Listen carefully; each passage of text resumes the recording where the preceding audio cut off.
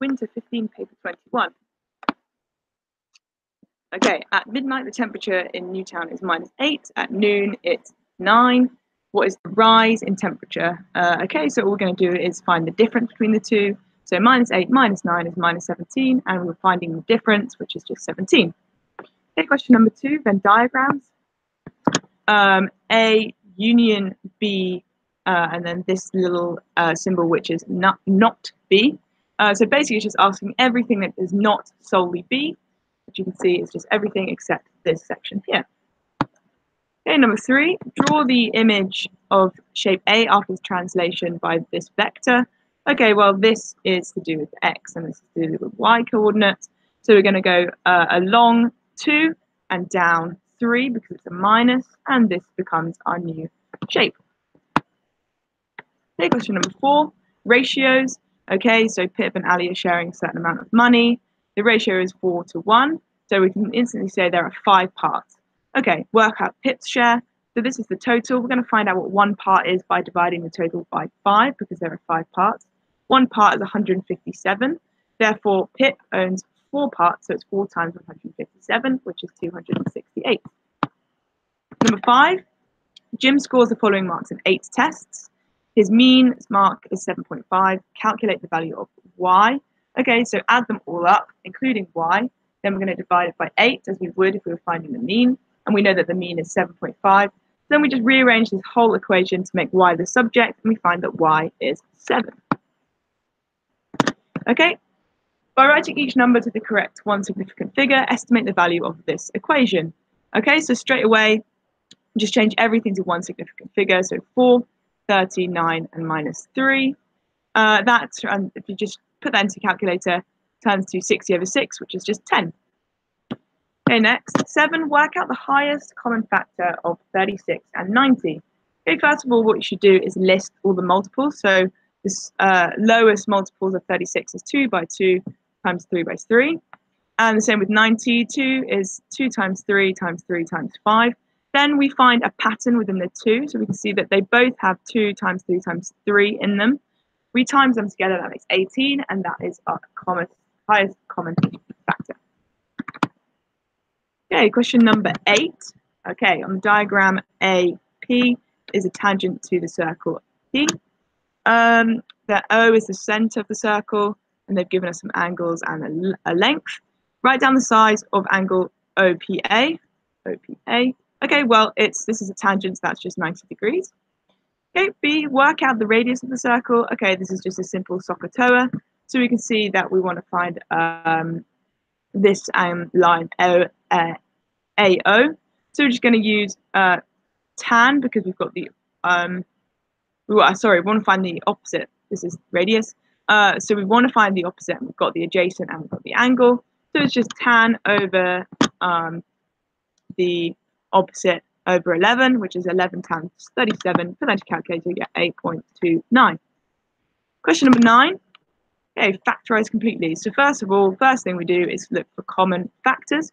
In this question, we can see that A is a common factor for the first 2 terms, and 3C is a common factor for the second. So we're going to take them out of the brackets.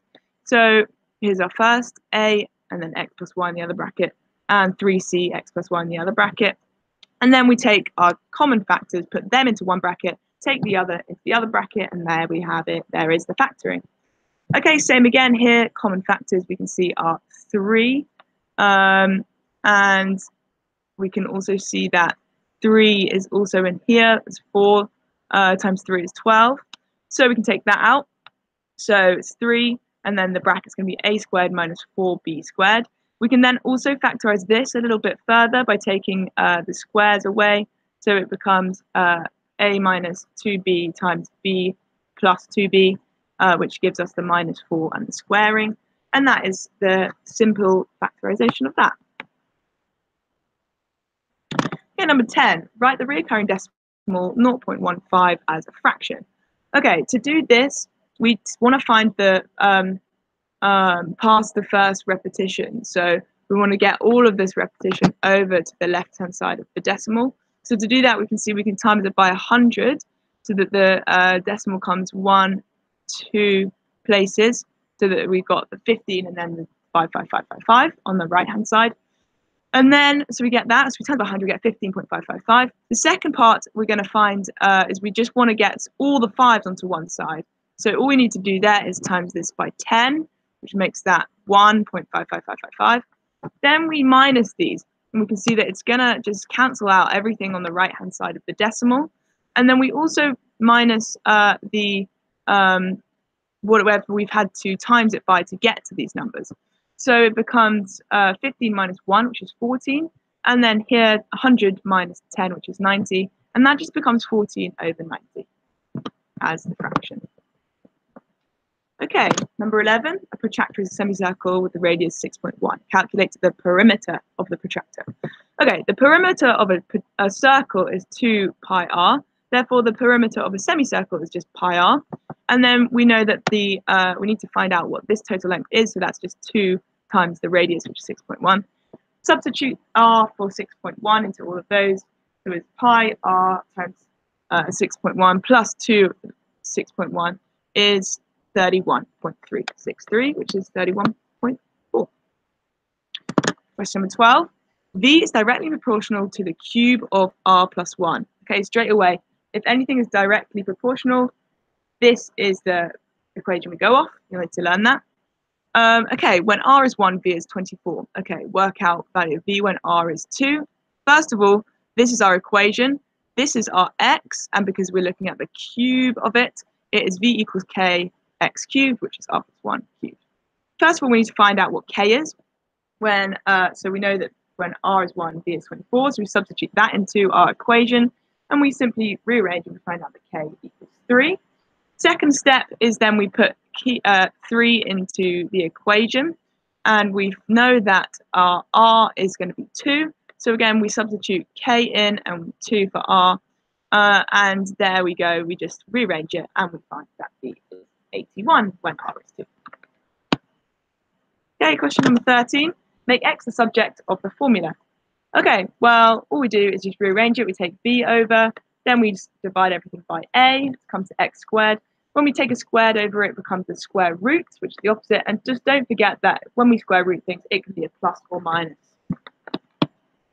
Question number 14. Okay, speed equals distance over time. We need that. A car travels at 56 kilometers an hour. Find the time it takes to travel 300 meters. Okay, give your answer to the correct nearest second. Okay, so straight away, I'm looking at all these units. They're all different, so bear that in mind. So speed equals distance over time. We're trying to find the time. We know that the speed is, I've changed this into kilometers because that's what we're working with the speed. So the distance is 0.3 kilometers and the speed is 56 kilometers an hour. Just going to rearrange that to make time the subject because that's what we're finding. We find that it's 0.3 divided by 56. So the time is 0.00535 hours. We then need to give it in seconds. So what we do is we take it in hours and we times it by 60 because there's 60 seconds in a minute and there's 60 minutes in an hour. And we get 19.285. Correct to the nearest second, that is just 19. Question number 15. Okay, simplify this equation. To do this, we're going to factorize the bottom. So here I've done that. So it turned into, I've factorized both of them actually, in fact. So that's x plus 4, x minus 4. And on this one is x minus 4, x plus 1. Okay, so straight away we can see that we can cancel out these two brackets because they're the same on the top and the bottom. And that just leaves us with x plus 4 over x plus 1. Okay, number 16. Hazel invests 1,800 for 7 years at a rate of 1.5% per year compound interest. Okay, calculate how much interest you will receive after 7 years. Give your answers to the correct nearest dollar. Okay, so this as a decimal is 0.015. So every year she gets 100% of her investment plus the interest. So as a decimal, that is 1.015. So we times that by the original investment, we get 1,997.72.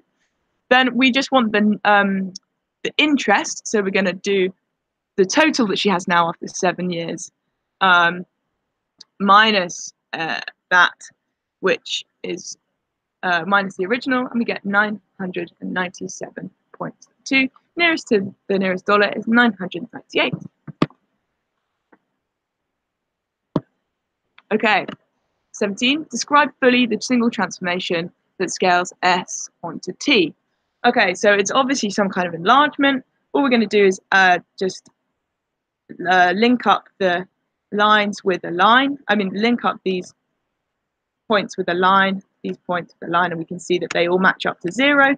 And we can see that it's from S to T, it goes 1, 2, down to 1. So the scale factor is going to be a half, and the center is 0, 0. Find the matrix which represents the transformation that maps the triangle S onto T. Okay, so we know it's an enlargement with the scale factor of a half. This is the general formula for a enlargement transformation of the matrix. And we're going to say the scale factor is a half, so it's half, 0, 0 for half. Okay, 18. This is timesing matrices. So for this, what we're going to have to do is we've got, I've sort of in my head, I think about this as V1, this 2 is V2, and then we've got horizontal 1, horizontal 2, vertical 1, vertical 2, and we just times horizontal 1 by vertical 1, and horizontal 2 by vertical 2, that's one number, horizontal 1 by vertical 3, horizontal 2 by vertical 4, that's another number, and so on. This is horizontal 3, horizontal 4, horizontal 3 times vertical 1, horizontal 4 times vertical 2 is another number, and horizontal 3 times vertical 3, and horizontal 4 times vertical 4. That's the final number of the matrix. Then we add those up, and simply by doing that in the calculator, you find that when you times these matrices together, it's minus 97, minus 5, minus 5. Okay, B, find the inverse of this matrices. Simply two steps to this. So let's think about this as A, B, C, D. The inverse of it, we get 1 over the derivative, which we'll come back to in a second. We swap these around and we make B and C negative. That is the general rule. So step 1, swap A and D, and negative B and C turns to 4 minus 3, 2, 1. Then to find the derivative, we do AD minus BC is another formula you'll need to know. So that's 4 minus 6, which is 10. So the derivative is 1 over 10 because we're finding the inverse.